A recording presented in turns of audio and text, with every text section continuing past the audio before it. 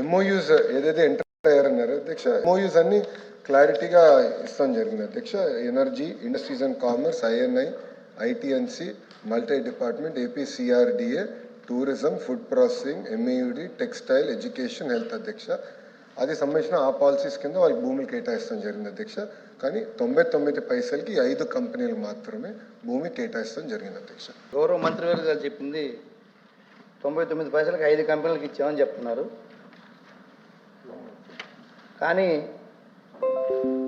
ఇక్కడ చూస్తే అధ్యక్ష, గత సంవత్సరంలోనే కంపెనీ రిజిస్ట్రేషన్ అయిన దానికి కూడా దాదాపు 1000 కోట్ల విలువైన భూములు కేటాయించడం జరిగింది అధ్యక్ష.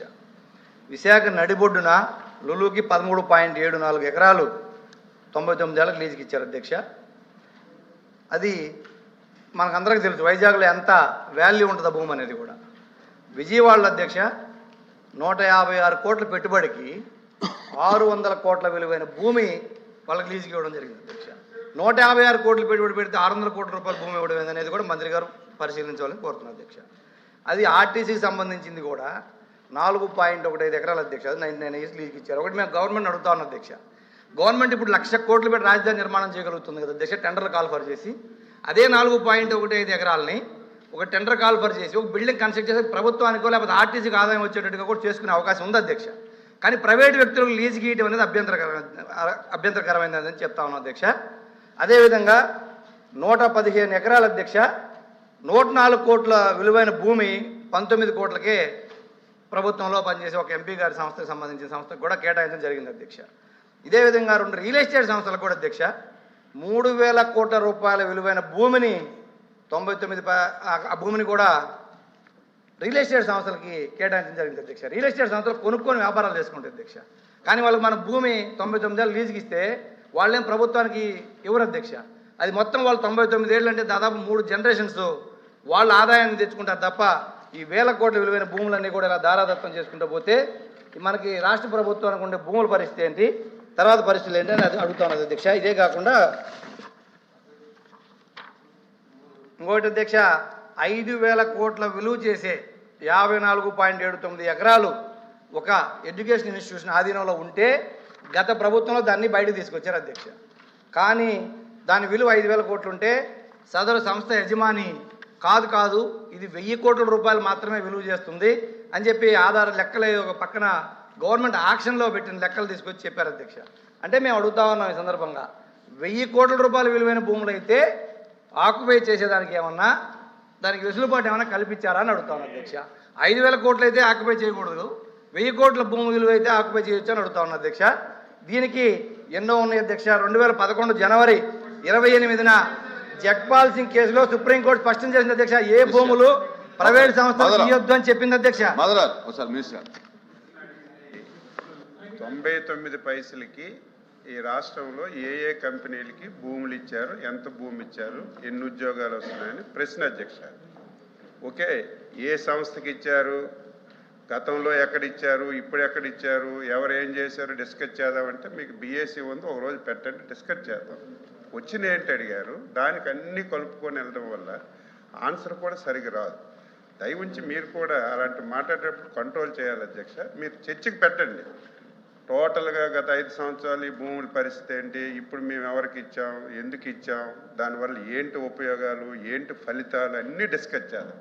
ప్రస్తుతానికి సభ్యుడు క్లియర్గా అడిగింది 99 పైసలకి ఏ కంపెనీలకి ఎంత భూమి ఇచ్చారంటే మా మంత్రి గారు 5 కంపెనీలకి ఇచ్చాం, ఎంత భూమి ఇచ్చాం, ఇన్ని ఉద్యోగాలు వస్తున్నాయని చెప్పి స్పష్టంగా చెప్పారు. దానికి ఫర్దర్గా ఏముంటే అడగాలి తప్ప అన్నీ అడగమంటే మాకేం అభ్యంతరం లేదు. ఇది అయిన తర్వాత బీఎస్సీ మీరు పిలుస్తారు, అందరూ ఉంటారు, అందులో 1 గంట అరగంట డిస్కస్ చేయండి, పెట్టండి, డిస్కస్ చేద్దాం. ఎవరేం చేసాం మొత్తం డిస్కస్ చేస్తే అన్ని వాస్తవాలు ప్రజలకు తెలియజేద్దాం. అభ్యంతరం ఏమి లేదు. కానీ క్వశ్చన్కి కన్ఫర్మ్ కామని చెప్పి కోరుతున్నాం. నేను అది అడిగింది ఎందుకంటే కుదుర్చుకున్న అవగాహన ఒప్పందాలు పరిశ్రమల వారికి భూమి కేటాయింపులని చెప్పినప్పుడు రియల్ ఎస్టేట్ సంస్థ పరిశ్రమల కిందకి ఎలా వస్తుంది అధ్యక్ష? 5 కంపెనీకి ఇచ్చిన భూమి చెప్పండి. 99 పైసలకి 5 కంపెనీలు అని చెప్పారు. 5 కంపెనీలు కాకోకుండా ఇంకేం మీ దగ్గర అన్న సమాచారం ఉంటే చెప్పండి.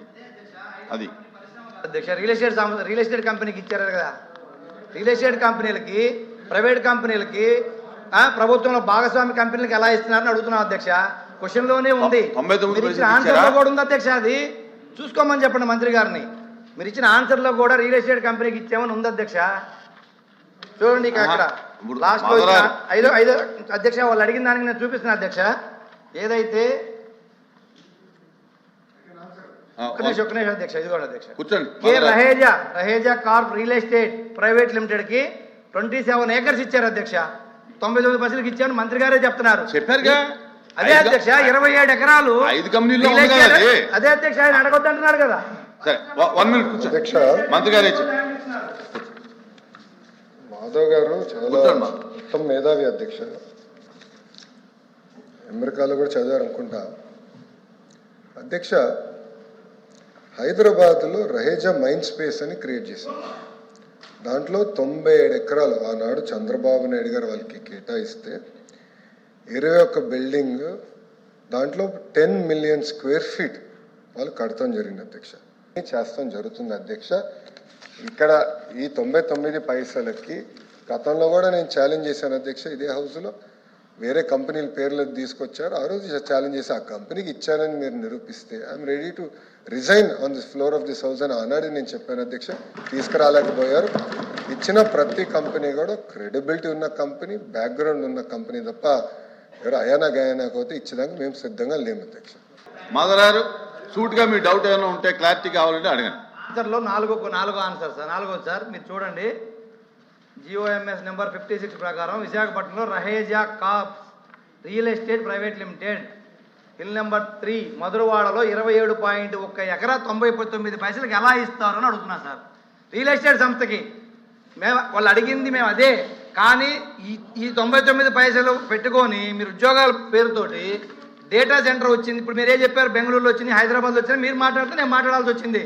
మీరు ఏదైతే చెప్పారో డేటా సెంటర్ తీసుకొచ్చారు, మేము తీసుకొచ్చి మీరు కంటిన్యూ చేశారు. మేము అప్రిషియేట్ చేస్తున్నాం మిమ్మల్ని కూడా, కాదనట్లేదు. కానీ అధ్యక్ష